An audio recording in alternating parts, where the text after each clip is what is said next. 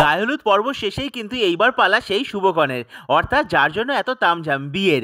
আর জানো তো আমাদের বাঙালি বাড়িতে কিন্তু বিয়ে করতে যাওয়ার আগে ছেলেদের কিন্তু বেশ কিছু মিষ্টি রিচুয়াল থাকে, যেগুলো কিন্তু সম্পূর্ণ করছিল আমার জেঠিমা অর্থাৎ মণিমা। তারপরেই কিন্তু আমরা অনেক মজা করতে করতে বাসে চড়ে যাই, কারণ পুরো বরযাত্রীর জন্য কিন্তু একটা বড় ভলভো বাসের ব্যবস্থা করাও হয়েছিল। আর সারা রাস্তায় কিন্তু আমরা প্রচুর নাচ গান মজা করতে করতে অবশেষে দাদার শ্বশুরবাড়ি থেকে পৌঁছাই। দাদার গাড়িটা অবশ্য আমাদের সাথেই ছিল। আর সেখানে পৌঁছেই জানো তো আমরা তো নাচতে নাচতে এন্ট্রি করেইছিলাম, তার সাথে সাথে দাদাকে 4 চাকা থেকে নামিয়ে 2 চাকায় বসিয়ে সে এক ধামাকাদার এন্ট্রি হয়েছিল।